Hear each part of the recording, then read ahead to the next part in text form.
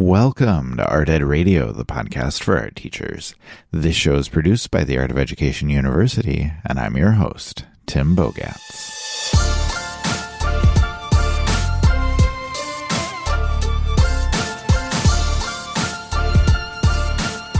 All right, ladies and gentlemen, welcome to the October Mailbag. We are very excited to have you.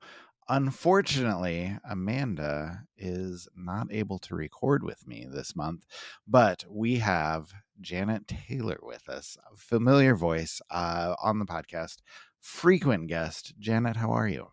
Hey, Tim. I am doing pretty good. How are All you? right, good. I am great. Well, I'm always excited to record mailbag episodes. These are my favorite.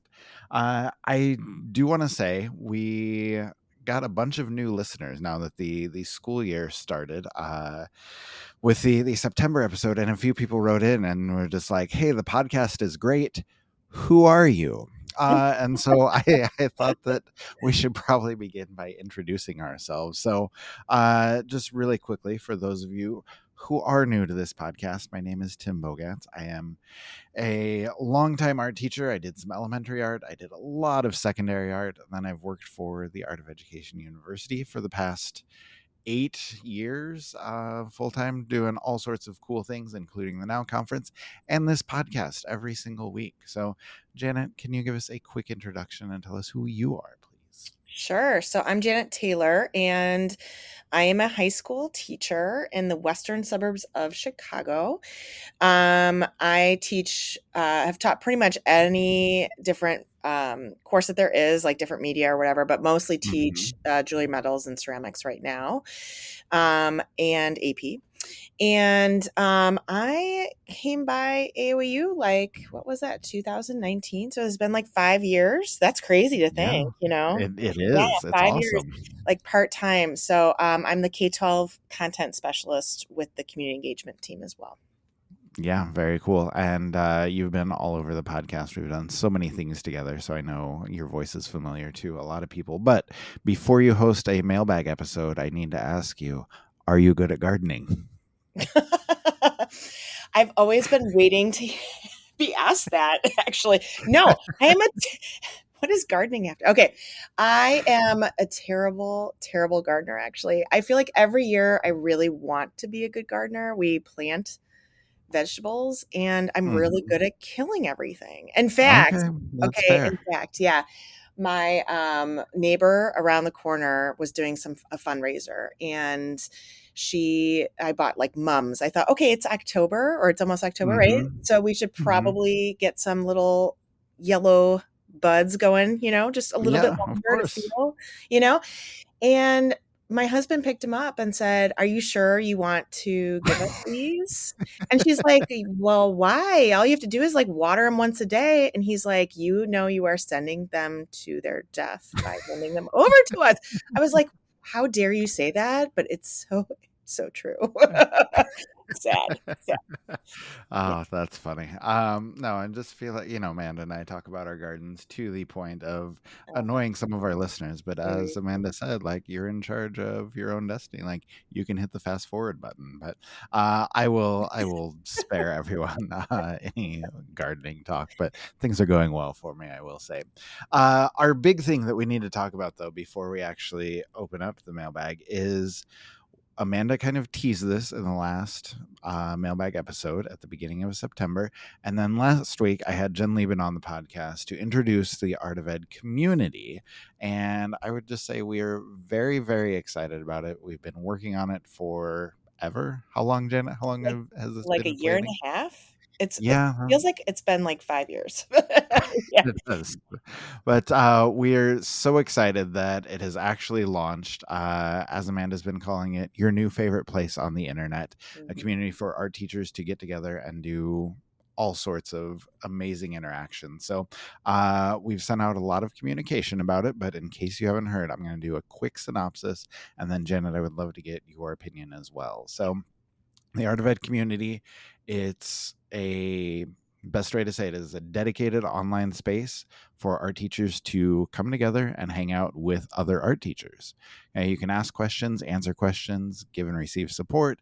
We have daily polls, daily questions. We have monthly events so people can get together live, uh, online, to learn new things and to make some art.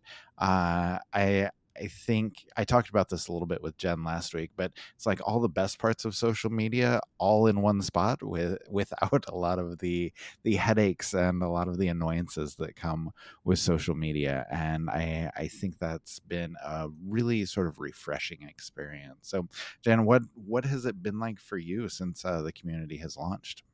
Oh, it's refreshing, I have to say. Yeah, absolutely. Right? Like, I just noticed the other day, I was, like, scrolling through some social media, it's just, like, so much spam now, you know?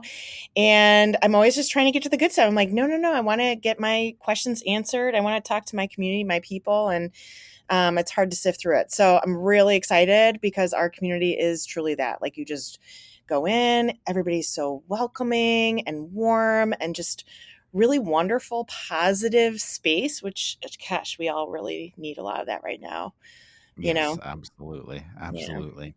Yeah, so I've really been enjoying that as well. I also wanted to ask you though before we open up the mailbag, how is the school year going for you? I mean, we're what 6 weeks in for a lot of us. I don't know. Are you a month in now? But how are things for you? Yeah, so I am a little over a month in, which is crazy because I mean, I keep asking myself, it's like gotta be winter break by now, right? I literally I lit I literally walked into the building the other day and there was the teacher that I didn't even know. I was like, "Oh, I really like your outfit today." And she's like, "Yeah, man, I'm so tired." And I was like, "Really?" She goes, "Yeah, haven't we been teaching for like 7 months already?" I was like, "It's not just me. Okay, okay." Yeah, yeah. Um, yeah, so it's going pretty well. Okay, so a little bit fun note, my daughter is a freshman at, not at my Hmm. school, but or, her other school, whatever, but, she's a freshman this year, and I feel, like, very particularly attentive to those little babies this Yeah, that makes year, sense. That makes right? sense. Like, Yeah, I feel like I'm experiencing her freshman year, even though I'm not even around, just watching these freshmen walk watching around. what I'm they like, "Oh do. my Yes, god." yes, So, it is interesting being a parent and having that kind of experience again, but, yeah. okay, so my classes are going really well, I'm pretty excited about 'em. Actually, my day goes like, I feel really good, Like, I feel happy and excited to Mm. be there, which is great feeling. Last year, one of our ceramics teacher, amazing ceramics teacher, she retired, and so this year, some of her students were came over to me and were like, "Can you please continue clay club?" And I was like, Clay Club. "Clay That club." sounds amazing. Well, I mean, I love the alliteration, as everybody I knows, but know. it just sounds like so much fun to come to Clay Club. I know. I was like, "I'm not doing a club. I'm not gonna do a club. I don't have time to do a club." And then they were like, "Please, Mrs. Taylor." And I'm like, "Okay, okay, okay. All right, fine, fine." Right? But I was like, "You 2 have to be the leaders." And it's just been like, oh my gosh, we had 2 clay club meetings and it's just like packed, everybody wants to Mhm. play with us. But Mhm. Yeah. okay, I have to tell you about this really cool activity that they did. Okay. So the first day they wanted so I said to these 2 leaders, I said, "You guys have to plan things, I'll help you, Mhm. whatever." And they totally brought it. So, they brought this activity called the fortune cookie activity, and I think she literally just made it up. She saw, like, Okay. these porcelain fortune cookies on Pinterest or something, right? And Okay. she's like, "Oh my gosh, this would be such a good idea if we can teach them about the stages of clay and how clay will dry out and it will be brittle, like be bone dry." Yeah. And I was like, Yeah. "Okay." So she said, "The first day, we're gonna all do little fortune cookies and write little fortunes and put them in the cookies, and then we'll put them out to dry. And then the next week, when we come back, we'll open up the fortune cookies, like, pass them around." And oh Yeah. my gosh, it was like the best activity ever. Okay. I'm like, Okay. these 2 leaders are gonna be art teachers. Like, they're gonna be art I teachers, love you it. I know? love it. Yeah, yeah. Yeah. So it was really, really great. Important question. Have you posted about this activity? Okay, yes, I did. I made a little reel about it, and here's the funny Okay. part. Okay, usually my stuff gets like, I don't know, like 2 views. No, I'm just kidding. It's like, it's like a couple hundred or whatever because I have a small following, whatever. It's like very tiny. I'm not like like one of those amazing elementary teachers who Right. are viral every time they post something, right? Yeah. And so all of a sudden on Instagram, I got this like notification that was like, your post has gotten a lot of views. And I look and it's like at 2,000 views, okay, within 24 hours. And I was like, am I viral? Did I go viral? Like, I literally had to go on Google and look up what does it take to be like to go viral? What does that actually mean? I I will just like to admit for those of people that are my age, I did not go viral with it, but I was super excited. I feel like if you have to Google search, "Am I going viral?" You're You're probably probably not. not. Yeah, yeah. Oh, I like it. But I still, we can link to your Instagram in case anybody wants to find what you've posted I love about it. that Thank you. But activity. I just have to say that's twice now in the podcast. We haven't even talked about the good stuff yet. Twice Yeah. now I feel like I've been like outed for my, my gardening skills and now my inability to know what going viral really means. Well, I was just So gonna say you're doing a great job subbing in for Amanda because yeah. we are 11 minutes in and still have not gotten to the first question. So I feel like we're doing great. So, Okay, good, good. that being said, we do need to get to some questions. Okay. So the official sound is going to play after I say, let's open up the mailbag.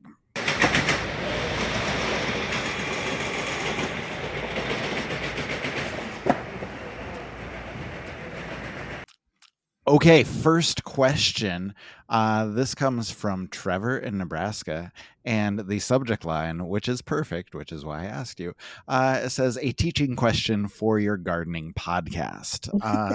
Just made me laugh really hard when that came into the email.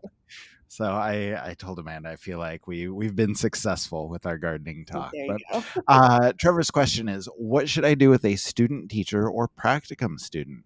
I Hmm. feel like teachers are never taught what to do with a student teacher. They're given a few rubrics and tasks the student teacher is to complete before the end of the semester, and that's about it. What are the key things a mentor teacher should do to best prepare their student teacher?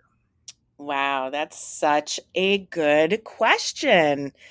And even Mhm. a better subject line. Okay, so this one is so good, Tim. I have to say that it's been on my mind for quite a while, and I don't think I told you this, but I was thinking that we should do like an entire episode just on this, right? Like instead of what do new teachers need to know, it'll be like what do new teacher mentors need to know, right? That's good. Yes, Yes. tack it on to our mini series. Okay, All let's add it right. to the list. All I'm right. I'm not thrilled about that much work, but I will admit when I read this question, and I even replied to Trevor, I was like, this could be its own episode. Yeah. Yeah. So yeah, there's lots to chat about. So, can I share just a couple ideas? Please.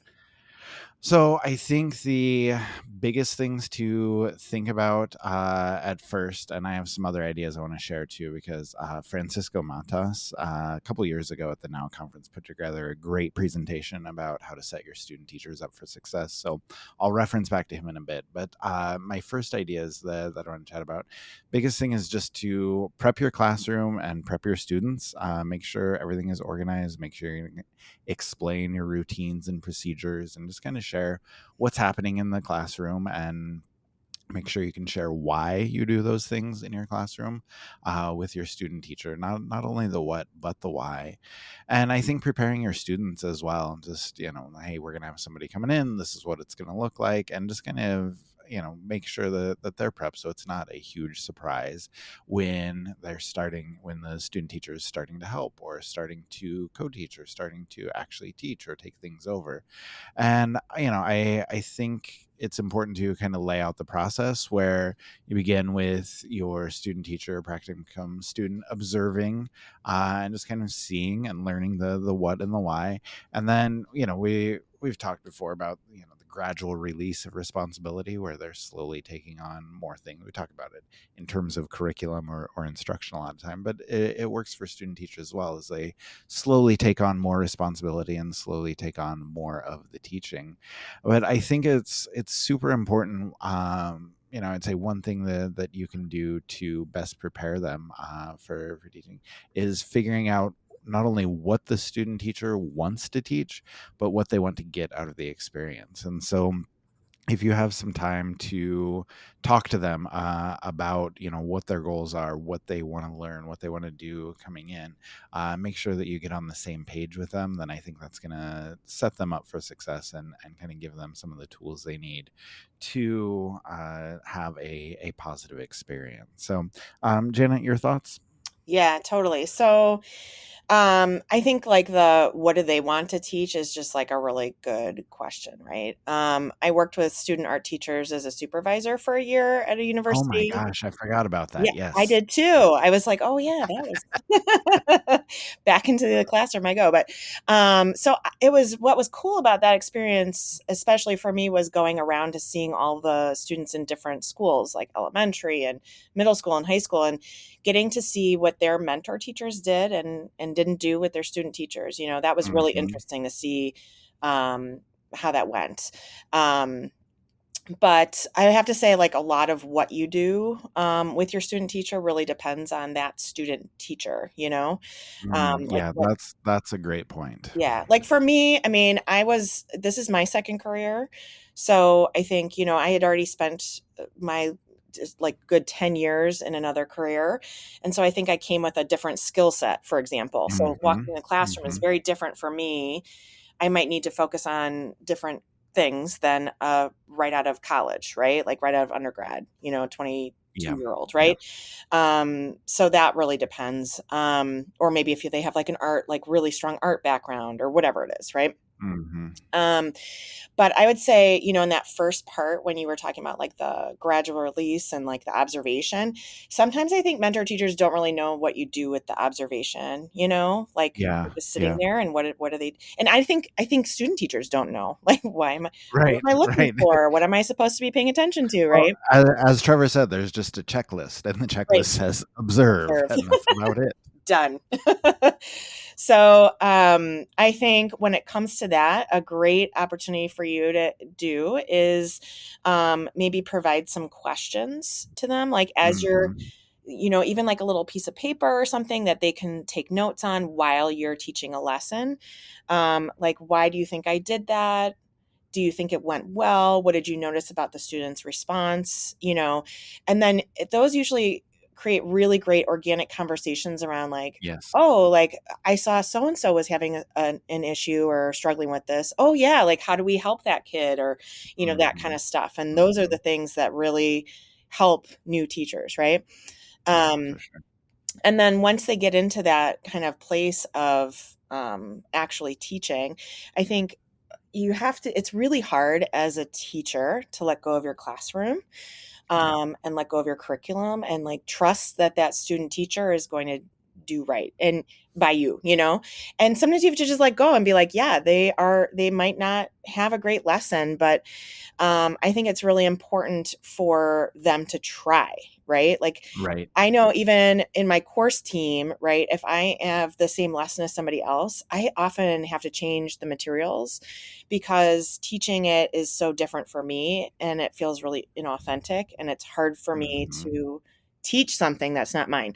So I Yeah. think I think it's really important for them to kind of be able to try that out and then taking time to really like reflect on that. I think student teaching is it's a lot of brain work really, right? It's just a lot of Hmm. reflection, a lot of thinking about Hmm. what worked, what didn't work, why, that kind of thing. Um, the other thing that I wanted to mention too before I forget is as they're working through a lesson, preemptively, a really great thing to do with your student teacher is to kind of bring up things ahead of time like, hey, what do you think about the materials, right? Like, how are you going to distribute materials, for example, right? Like asking them Yeah. those questions ahead of time, but coming from a place of curiosity so that they're figuring it out, as opposed to, I think a lot of times as a veteran teacher, we want to just give them the information, right? Like you want to impart. I mean, I'm guilty of that, right? Like, I just want to give you Yeah. all the Yeah. things I can. And Right. so Right. right? And so, like, oftentimes it's like, oh, you should do this or you should do that. And instead, you should really, now I'm saying that instead, you should, really ask or offer questions that they can figure it out what's going to work best for them. Yeah, absolutely. And like you said, I think that's important to let them figure it out from themselves, let them learn on their own rather than you just imparting that knowledge. I think that's good. I want to ask you to like what do you think? Like, let's say they are going to present a lesson, you're letting them try a lesson, and you're pretty sure it's gonna fail spectacularly. Like, Yeah. what is your reaction to that? Like, how do you deal with that? Mm, it's making me feel anxious just thinking about that.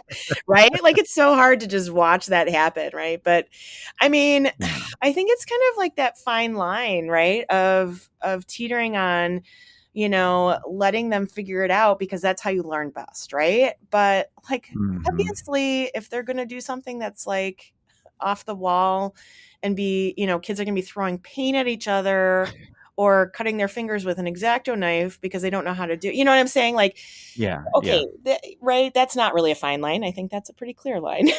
But Right, right. yeah, on the failure scale. But I think sometimes it's like, okay, you can see that maybe something's not going to work out. You ask the questions, they haven't maybe figured that out ahead of time. So, like, let's go back to the materials distribution question, right? Mhm. So the kids don't know how to get materials. It took forever. Things happen, right? And then they Yep. didn't even get through the lesson and kids are talking or whatever because now they're disengaged or unengaged or whatever. So, like, after that period, that's a great time to say, like, okay, so what do you think went well? What do you think didn't? Mhm. And then, like, let's Mhm. problem solve together. Maybe Yeah. next time try this. And then hopefully they'll have another opportunity pretty quickly, to reteach that lesson and Yeah. try it. And then you can reflect on that. Like, okay, so did that work better for you? Did this feel okay? I mean, you know, I don't know. I just think we all know that learning, we do best by kind of failing and figuring it out as opposed to Mhm. being told everything, right? Yeah, yeah, absolutely. Yeah. Well, and I was just gonna say, like you said, there's a line between letting them fail, in a way that helps them learn, or just letting them fail, period. Yeah. And so you need to kind of be aware of that. But I think there is a lot of opportunity for reflection there. Nothing's gonna go perfectly, and I would say as often as you can take advantage of those opportunities. And then just one last thought to kind of close out this question. I mentioned Francisco Matas. He had that now presentation, and the four steps he said to set your student teacher up for success was number one, establish the relationship. Like I said, figure out what they want to get out of the experience. Number two, get ready to let go. As you and I both said, it's tough to like give up control or to like give up parts of your curriculum, but it's something that you need to do. Number three says let them do the heavy lifting, Yeah. but you still need to support them. Let them do their thing. Let them know what teaching is all about. But you're still there to help. You're still there to support. And then number four, creating closure. Just all of those reflection things that we just talked about, and what you can learn from them. So if anybody wants to dive a little bit deeper into that, I will put in the show notes a link to his presentation from a few years back, and it's a really good one. So if this is of interest to you, then you can definitely check it out.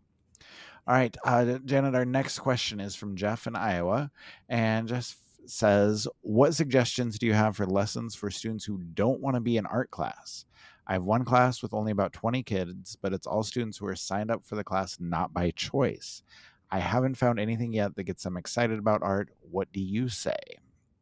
Hmm. So Janet, thoughts on what you can do for students who maybe didn't choose art class but are in art class anyway? How do you get them engaged? Yeah. So I guess I kind of would be questioning, what's their MO, right? Like, Mhm. why aren't they excited about art? So, are they feeling uncomfortable about making art? Like, maybe they didn't have a really good experience in the past, or maybe like they equate art only with drawing, like technical drawing, like we've talked, Mhm. Oh, yeah, prior. so many kids are Yeah. in that boat, like, Yeah, drawing right? Like, realistically or nothing at all, I'm like, not a good yeah. drawer, so forget it. I'm not good at art. It's like, what? Yeah.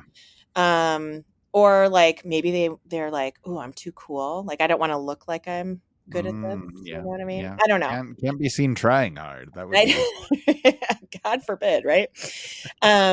So I think I kind of look at that perspective and think, okay, what's that? So my tips would be to get to know them personally, right? Like try to understand what it is that they're interested in, what's cool at that age group. So I don't know if that's middle school or high Mhm. school. It kind of sounds more like high school or whatever, but you Yeah. know, like obviously as we just noted that I'm not cool. So like or hip with with what's happening in high school, but that's fine. Um People love me anyway. No, I'm just kidding. Okay. So I'd say that's a big part of it. And then from there, kind of branching out from there, right? So, like small, bite sized, low risk art activities, like Mhm. fun Mhm. challenges, introducing them to things that are not specifically, you know, long term technical drawing projects, right? Yeah. That's like going Yep. to kill it fast, I think, and then like creating a really fun community culture. So I think some things like that could be like partner challenges, or experiences, like using fun materials that don't carry that judgment weight, like instead of doing drawing, do collage, where you're like tearing the paper only, right? Or you're taping a marker to your elbow and drawing with a partner, or, Yes. Yep. like that kind of like thing, or trying like some mono printing. That's like messy and really low expectation, right? Because it's not something necessarily representational.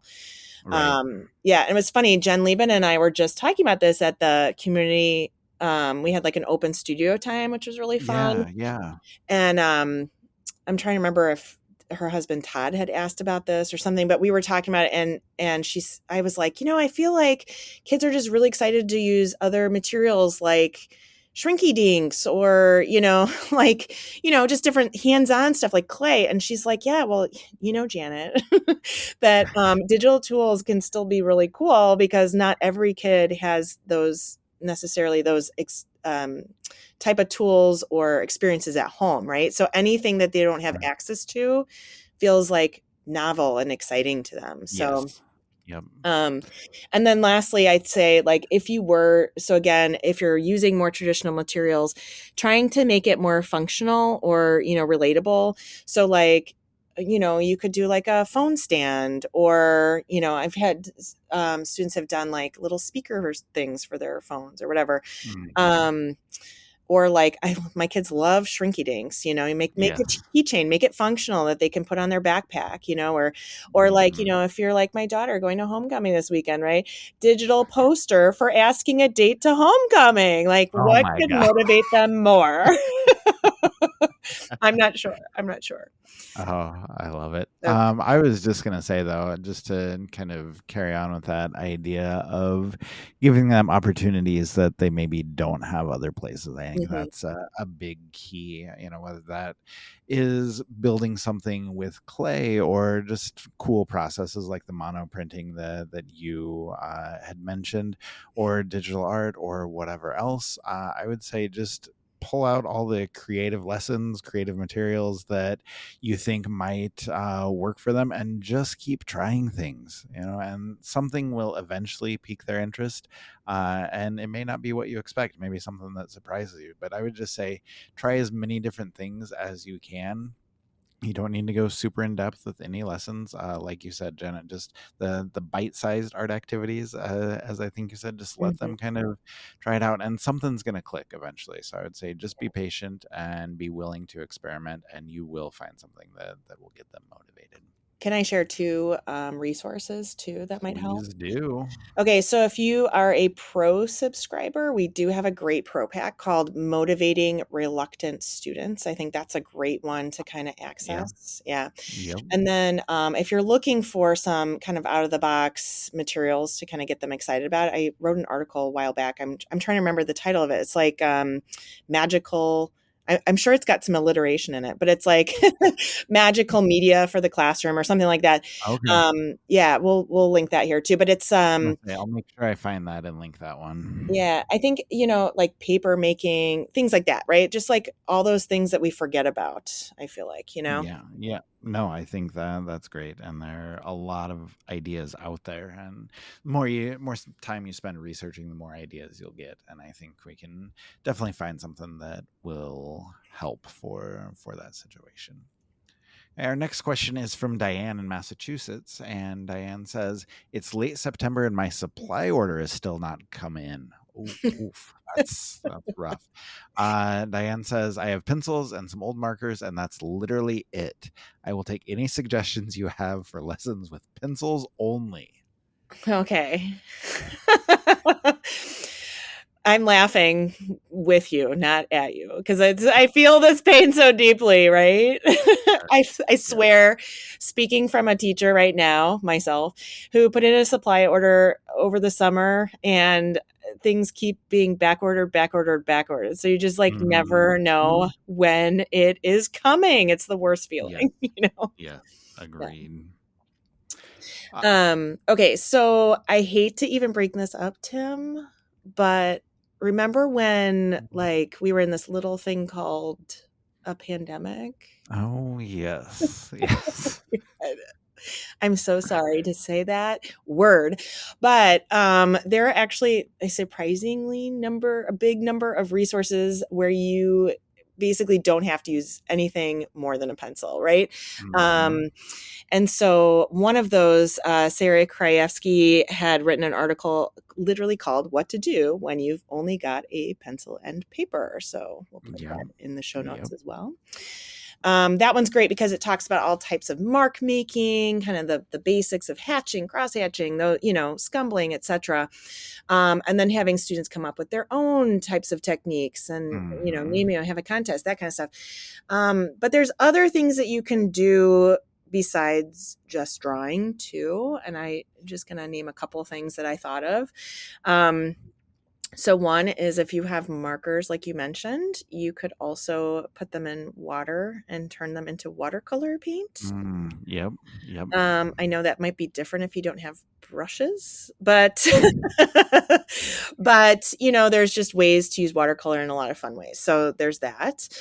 But also, as somebody who teaches mostly 3D now, I'm going to say your paper turns into really great 3D sculptures. So even if you just have paper, you could even do it in preparation for drawing exercises, like tearing up the paper into strips and turning them into a word, like standing upright and then using light sources and Mhm. taking photos, Mhm. or doing some fun origami, or I love zines. So any way you can, Oh, yeah. yeah, like fold up your paper and use it in different Mhm. ways.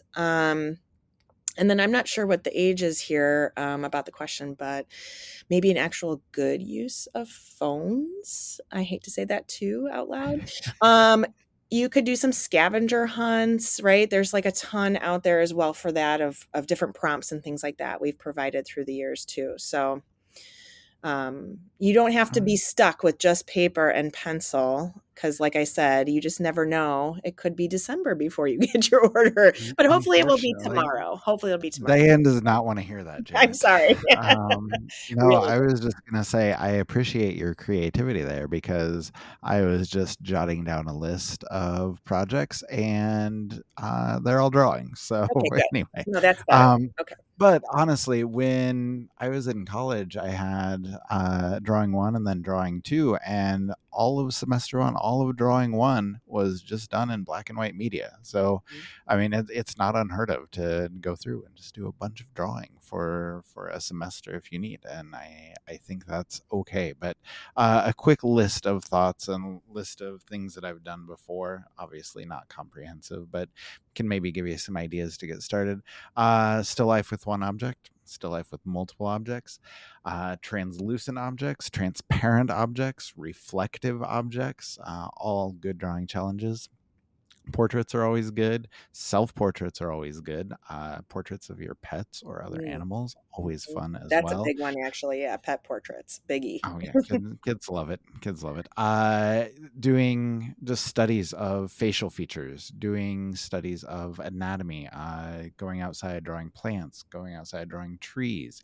Any of those things work really well. If you want something really in depth, you can do a grid drawing or a transfer drawing. Try and learn about photorealism. One artist that a ton of people don't know about, but one of the best photorealists I know is actually from Omaha, where I live. His name is Kent Bellows. And if you look up Kent Bellows, he does just incredible graphite work as well as colored pencil work.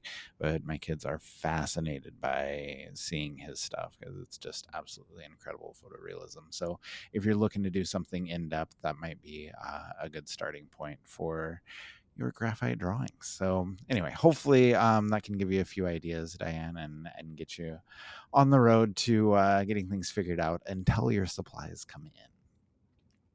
Okay, next question is from Casey. And Casey says, "This is my first year of teaching. Thank you so much for the podcast and all of the resources.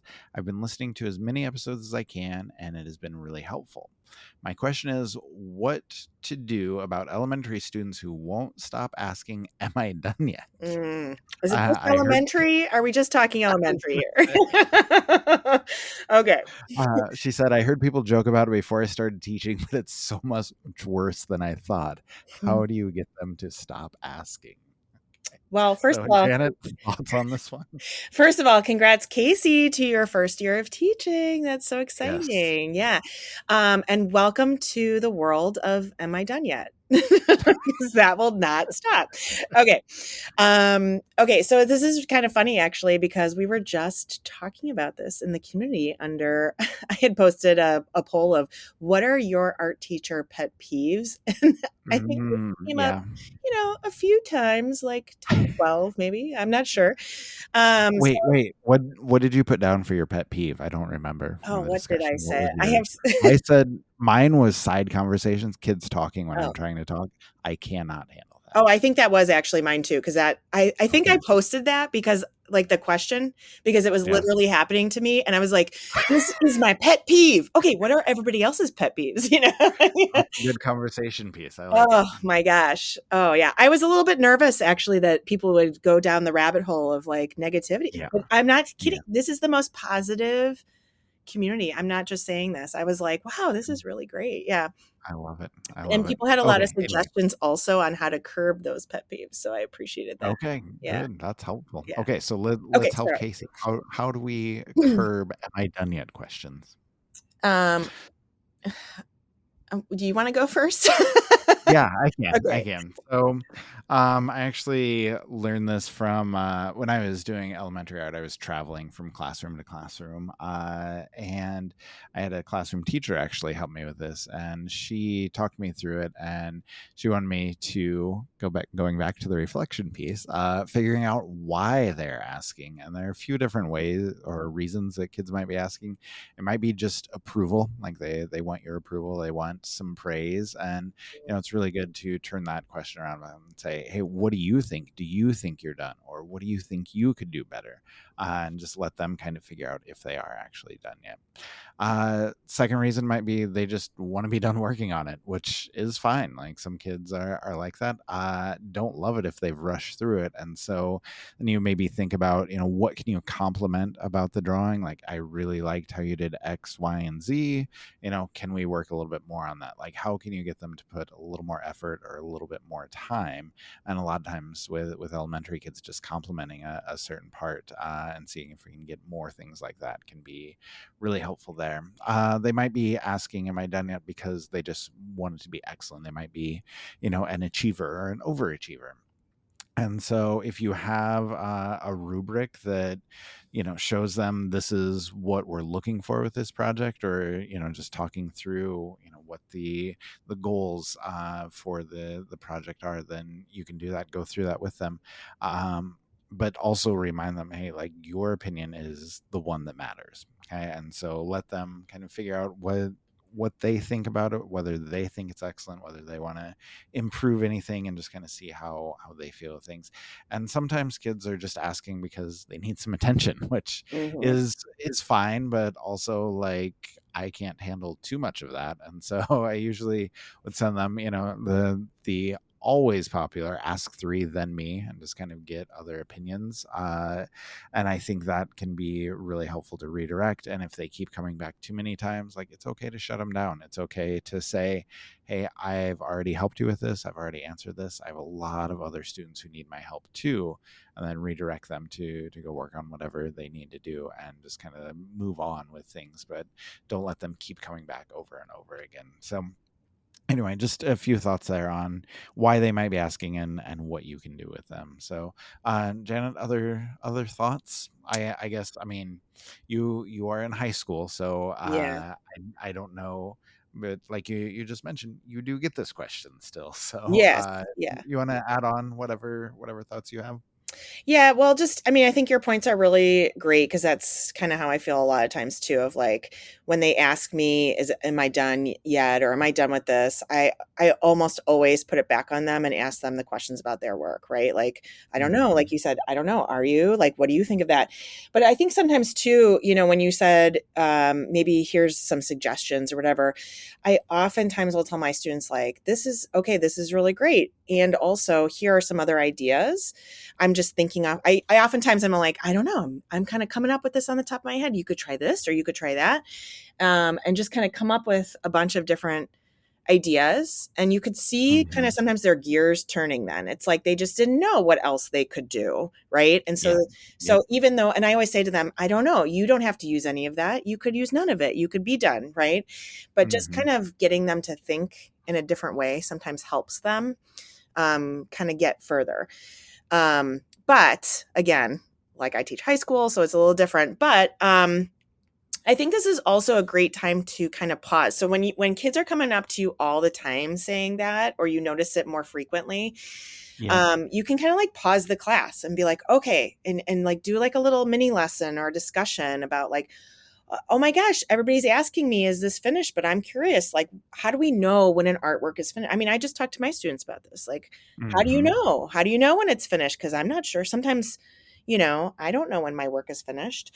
Talking about what craftsmanship is, because I think that's really difficult to quantify, of saying, like, what does it actually look like to Yeah. take your I ask my kids, like, what is craftsmanship? They're like, putting in effort. I'm like, well, what does that mean? Like, what does that look like? And it's a real stumper, right? But like even the littles, they know they'll say like, talking about paying close attention to detail or drawing neatly or whatever it is, right? Yep. Yep. Um, but part of that talk then becomes like, well, it takes us a while to actually do that, right? So if we're slow down, so if you're coming up and asking me this right after I just gave instruction, am I done? Then you need to think probably not, right? Like sit back down and work a little bit more. I also like to give some of my students like a checklist of what to make sure that they've done before they can come and ask me. Like, Yeah. whether it's the rubric, or it's just like these three things need to be done. Did you do this? Did you do that? Did you shade it nicely? Do you see areas, spaces that are not shaded or whatever it is, right? Like that kind of thing. Um, and then another thing, sometimes students finish really fast and it should take them a long time, right? I mean, I think that's like one of the bigger problems, right? Um, Hmm. and so sometimes just breaking that project into smaller chunks so that each of those little sections of instructions takes shorter time, but they know that they have a checkpoint where they can, you know, before they move on to the next thing. And so that kind Yeah. of builds that stamina or that resilience to actually focus for an extended period of time to create the artwork that is more significant, right? Yeah, that's a really good point. So, yeah, something that I had not considered, but yeah, I like that a lot. So, cool. All right, our final question is from Trish, and Trish says, "I teach art K through 12 in a tiny little school with very small classes. I try to critique with my middle school students, and they did not want to speak up at all. I want to try again, but I'm not sure what I should change. I'm also going to try with my upperclassmen soon too. What advice do you have about getting students to talk during a critique?" Okay, I have a few ideas. Is it okay if I answer this first, Janet? Please do. All right. I would say, just like anything else you're trying to teach in the art room, critiques are something you need to build up to. You need to scaffold this. And speaking in front of a group can be incredibly intimidating, even more so if you are a middle schooler. Like that's a tough age to get people to talk in front of everybody. And if you have a small class, a small group, like that can be even worse. So there are some things you can do to kind of ease into that. And I would say my first idea would be to do a written critique. Like, you don't need to make them talk. If you're just starting out, you can do it asynchronously. You can have the kids write compliments or give suggestions on sticky notes. Put those sticky notes next to the artworks or on the artworks. Or you can have students leave their artwork at their desk, put a piece of paper next to it, and have them rotate around the room and leave comments or leave suggestions. And another idea, you can make them talk, but not about their artwork necessarily. And you can practice on, famous artworks or famous artists that you're looking at in class. Show them a piece of your own artwork, and like, this is what I created. What do y'all think? Let's talk about this. Or you can have them swap classes, talk about a different class's artwork. So it can be a little bit different, like not quite as much pressure if they're not talking about their own work or their friends' work who are right there with them. And if you do talk about a different class's work, take some notes on that and share them back with that other class. And that's a good way to kind of connect things between classes. And I don't think there's anything wrong with just, addressing the elephant in the room and just say, like, hey, this is uncomfortable. It's not easy to talk about your art. It's not easy to talk in front of people, but we're going to do it together. And it's something that we can all do together, and just kind of lead the way with that. And if you can slowly build up to that, then it's something that, like I said, a skill that you can build. And I was going to say, we have a ton of resources on like fun critiques, different approaches to critiques. So we'll link a few of them in the show notes if you're just looking for some different ideas or looking for something that might work for your students in particular. So Janet, your thoughts, please. Yeah, well, scaffolding is 100% true. Like there is just nothing worse than starting a critique and then just having crickets, right? It just feels Yeah, that's so. terrible for everybody. Like, it's bad for you as a teacher. It's Yes. uncomfortable for them as students. Like, no, nobody wants that. Yes, totally. So I think a big part of that is that like they don't even know what to say because it's too big of an ask, right? I always look at like Yep. when you're Yep. questioning or asking students to talk at all, regardless of a critique or anything, right? Sometimes like I'm in class and I'm like, ask them a very yes or no, like black and white question, and it's like crickets. I'm like, is my ask really that big? I'm not, I'm not sure, right? Like, do you have a pair of scissors in front of you? Yes or no? Just tell me, right? But, like when it comes to critique, it is like that's a big, broad statement to just come up with something to talk about it, right? And so building that kind of ability to articulate or know how to ask, or give feedback is a big thing, right? So I don't even do like Mhm. end of unit critiques anymore. I really just focus Yeah. on the process feedback because I also want my students to Mm. know that those critique, like the information that you're getting is supposed to help you get better at what you're working on Yeah. in progress, right? So like, Can I interrupt you real quick yeah. there? Just Mhm. because I think that's an important point, is it's good to give something for kids to walk away with at that critique, something to do on their artwork, some actionable item there with the critique. So we're not just awkwardly sitting around talking and then we're like, okay, thanks everybody.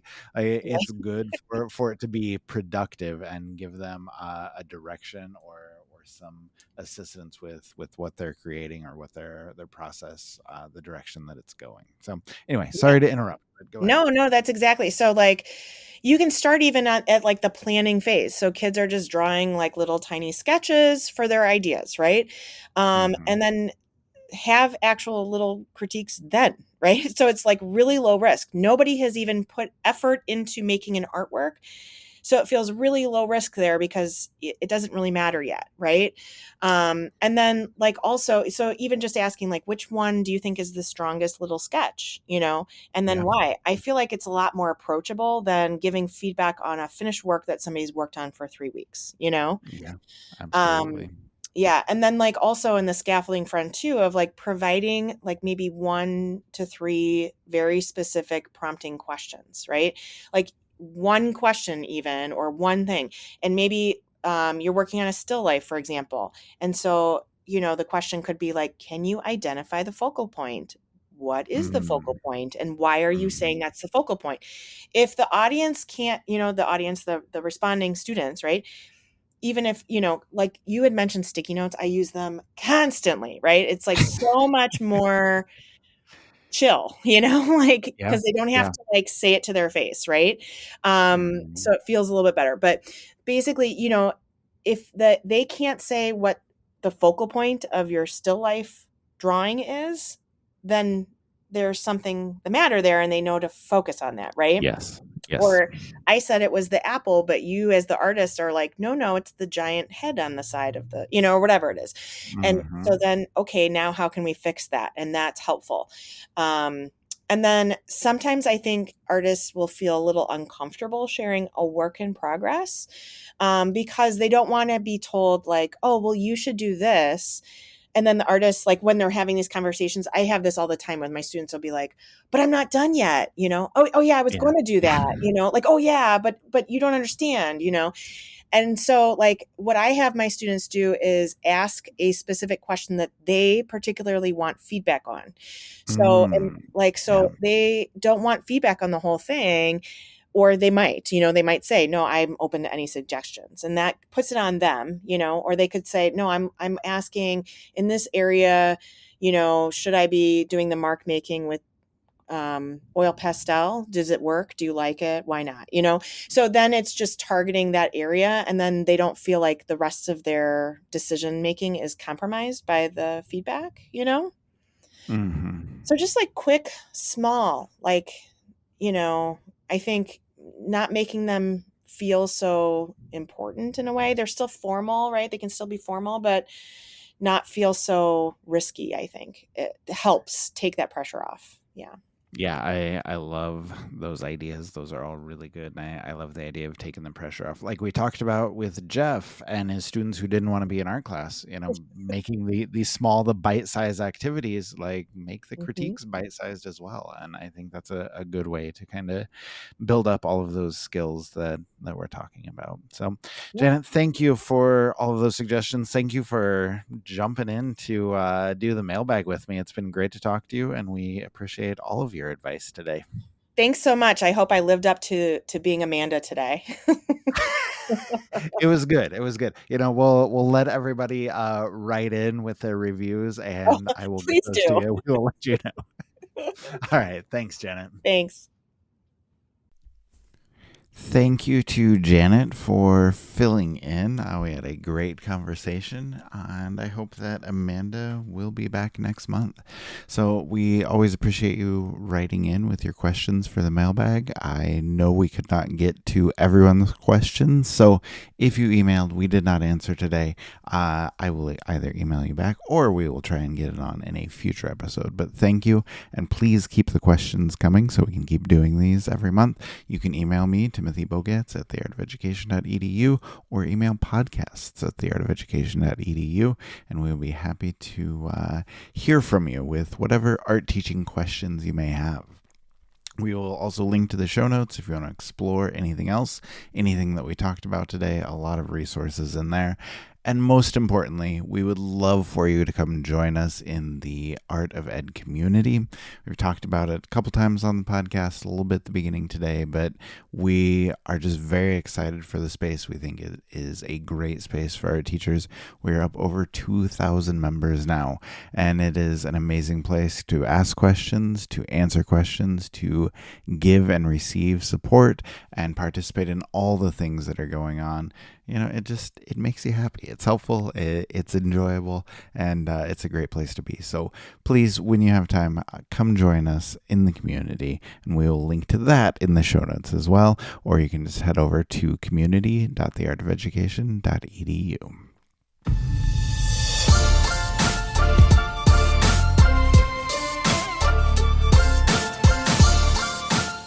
Art Ed Radio is produced by the Art of Education University with audio engineering from Michael Crocker.